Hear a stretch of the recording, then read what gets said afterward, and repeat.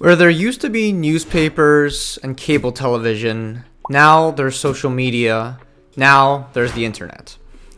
You'll be hard pressed to find someone who consistently gets their news from newspapers or magazines or watches cable television anymore, but it still tells a very important lesson that there's many different forms or mediums of information sharing, and that we can evaluate each kind of medium in a very unique way because there's pros and cons to each. So let's use radar, our analyzing mechanism, to see what each kind of news or information medium can bring to the table. Following radar, which is your rationale, your authority, date, accuracy, and relevance to the research that you're doing.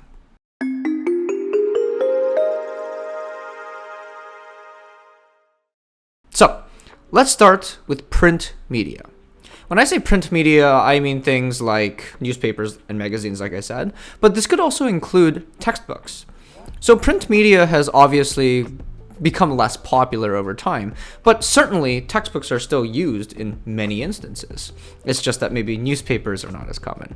So print media still certainly has a place in everything that we do. But let's analyze how valuable print media might be, starting with our rationale. A lot of print media comes from some sort of private entity, whether that be an organization or corporation, or maybe it's just a few people who came together and wrote a textbook. Now, these few people are certainly people who are qualified to write that textbook, but it is fair to say that a lot of people within print media have some kind of profit motive. Textbooks are usually quite expensive, and newspapers and magazines have tons of advertising within them, all in an effort to make profit. So you do need to know the underlying purpose that is in a lot of print media sources. But clearly, they're also trying to convey information as well. Next, let's talk about the authority. Print media seems to be official to the average person. The average person sees a print media source as more official than maybe a random website online because someone had to take the time and effort to publish it. And publication is a process that not anybody can do. So there is a little bit of a sense that there's more authority that comes with print media, but we can't allow that to also just mask our judgment and say everything that's printed is believable. So pay very close attention to who the author is and who published it, because the authority information can be found there. Next, let's move on to date. The date with print media can be kind of difficult because, if we look at a newspaper that might be released every day, or a magazine released every month, and a textbook that might be released once every few years, then you need to be very up to date with exactly when that piece of print media was created, right? If I pick up a random newspaper, I will have no idea when it was from unless I look at the date. So being up to date with that is important, but also keeping in mind, especially for things like textbooks, there's edition 1, edition 2, edition 3, and making sure that you have the most updated edition certainly can be a valuable thing for any of your research. Next, let's move on to accuracy. And similar to what I said about authority, because something that is printed seems to be more official in the sense that it has to go through a publication process, it also means that on average it is edited a lot more rigorously, because once something is written down on ink, it's hard to kind of undo. The only thing you can do is release another edition or a retraction when it comes to newspapers. So it's very important that the information presented is rigorously not tested, but analyzed at the very least. In some cases, maybe tested to see if it's actually true or not.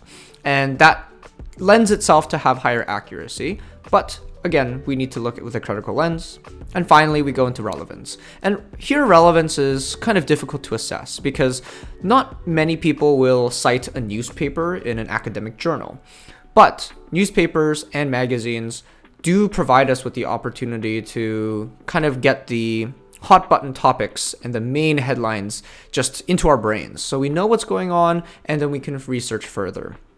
Textbooks as well are a very great way to learn and teach yourself about a very niche area, because textbooks can often be very specific about one area of science or one area of an academic field. So this is a very good stepping off point when it comes to research. So let's kind of transition over to cable television. And here we talk about TV news sources. But I also want to talk about news networks in general. So when I say news network, I basically mean sources like CNN, Fox News, or Canadian examples such as CBC, CTV. Now, something that's really important to note about all of these news networks are that they have some level of bias that is underlying within them. Sometimes this level of bias has political motivations, and sometimes this level of bias is simply just because who is reporting about these particular stories. But what's interesting is that because cable television is falling out of favor, a lot of these news networks have opted towards becoming updated with the times or keeping up with the times, and the sense that some of these news networks even have their own YouTube channels where they post their clips that would normally go on cable television. And they also, in addition to that, will publish many of their news articles or stories as just clickable articles online where you can read up what's going on. But most importantly, when we look at TV news sources in general, let's go through radar again. So let's begin with rationale. Rationale is another tough one to assess here, mostly because TV news networks are also private entities who are trying to make money. You'll notice that on a news article online, there's going to be advertising, or they might actually be behind a paywall where, for example, with the New York Times, you need to pay a certain amount of money to subscribe to gain access to all of their articles. So there is some level of profitability, but also it is to fund the company to create more opportunities for journalism. So much like any other business, they're just trying to stay afloat. But the rationale behind these news networks is also to try and portray news in as quickly and timely manners as possible. And that kind of gets us to authority and date as well. But let's begin with authority. Authority here within news networks, I would say, is quite believable, in the sense that people who work as journalists or reporters within news networks typically are people who are trained, and they also have some baseline level of understanding of the field that they report in. Now, that doesn't mean that they're the experts or the leading, scientists in particular fields, but certainly those leading scientists can be consulted. Sometimes they're even brought on for interviews. So this entire process is often very collaborative, which makes the authority of TV news networks actually quite strong. The problem, though, is these experts are not always consulted. They're not always invited for these interviews. So there needs to be some level of nuance or some level of analysis that has to go into all of these stories that are brought up. But certainly news networks do come from a place of authority. Now let's go into date. The thing about news networks is that they are constantly on a 24-hour news cycle, which basically means that they want to be updated with the newest and hottest topics or current events that are going on so that they can continuously garner and gather your attention. So they will bring up new headlines and basically report on new stories as much as possible. So often you do get the most updated information, but sometimes that comes at the cost of not getting the full picture because they don't often wait for the full story to be completed. Sometimes they will have preliminary reports that might not have enough information to give you a big picture idea of what's going on. So there might be a slight trade-off with how timing works. Next, on to the accuracy of information. Similar to what I said about how in print media you have to ink it onto a piece of paper, typically when a news network publishes something and it's out into the world, whether it's on the cable television news or if it's on a journal online, typically what happens is people will critique it, they'll read it, and if there's something wrong, the news network, their reputation will take a hit. So often the accuracy of the facts and information is very rigorously checked. All of these news networks have fact checkers. That doesn't mean everything is perfect, but certainly there are mechanisms in place to make sure that there are safety nets at the very least. So at least they're doing something about it and trying to minimize the amount of factual errors that are made. And that finally brings us to relevance, which is kind of a mixed bag when it comes to news networks, because certainly the articles that they produce and publish online very, very often will be cited and sourced when it comes to maybe a presentation that you might do throughout your education. But no one really cites a news broadcasting, right? No one says, my citation for this proof for this story is that I saw it on the news at 3 p.m. That's not really something that happens. So there is a rigorous level of journalism that accompanies the TV news network scheduling. So all of that combined, when we look at the news network as a whole, there certainly are many things that you can cite and that allows you to bring relevance to whatever research you might be doing. Let's move on finally to our last category, which I'll just broadly call social media, because this is a very important one to talk about given how popular it is. Many young people specifically will get more news information out of social media sources like TikTok or Instagram as opposed to traditional news networks. And like I said before, the news networks know this, so they're starting to get onto at least YouTube and X, formerly known as Twitter. So one of the things that's really important with the rise of social media is that there's two main ways in which information is shared. One is through videos, and the second is through text and image-based social media. So let's kind of group them both together, but I'll talk about both in unique ways. Let's begin with our rationale. So typically, what you see on social media, whether that be a text-based or image-based or video-based piece of information, is that typically they come from content creators. Now, those content creators can range from people who know nothing about a topic but pretend they do, all the way to the genuine experts of that particular subject. Because what social media allows for people to do is plot for themselves and their information for the entire world to kind of see. Now, the problem with the rationale for most content creators is that their main objective is to build their base, to build their reputation, and build their brand, which often means that they want to grab the attention of individuals as much as possible, which might lead to things like clickbait titles or misleading titles, and perhaps not presenting all of the facts or information. Moving on to the authority then, same thing. The problem with social media is that there's too wide of a range of people who could be presenting the information. So you might actually have the best authority in the world or the worst authority in the world on a particular topic you're researching.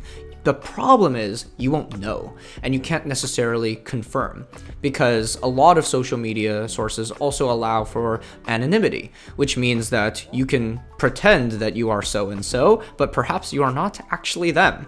So that's another big problem that exists within authority. However, there are ways in which you can try to verify, and there are ways in which you can try to minimize any kind of confusion. Moving on to date. There is a big difference between video and image or text-based social media. The biggest being, video takes a while to produce. You can't just create a video within seconds, but you can make a tweet on X very quickly. That's why a lot of governmental organizations, for example, will use X as a way to update their citizens about delays or anything along those lines. So it's very important to keep in mind that in terms of date, we can even actually take that into a more smaller scale and say the specific time.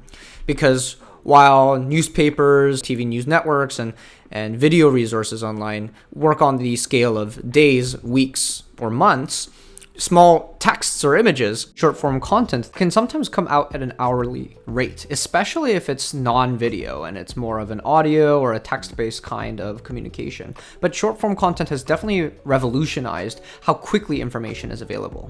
So that's a big difference and could be a benefit in the sense that you get a lot of information quickly, but also could be a detriment because perhaps this information is not fully verified and the whole story is not known yet. So allow us to move on then to accuracy. This is a fun one because it's hard to check. As with all things, especially with social media accuracy, one of the things you need to do is make sure you get the information from social media, but then verify it with other sources, more credible sources, peer-evaluated sources, whatever that might be. Because social media will give you such a nice entry point and probably a very understandable and accessible entry point into particular science topics or whatever you're researching. However, the problem is, will everything you find be accurate? That is up for debate. And then that leads us finally to relevance. And truth be told, how will social media be relevant to your research? The answer is probably a lot, because when it comes to text or image-based sources, they often are able to condense information into very easily digestible frames or pieces of information that you can just understand quickly. And that's always beneficial.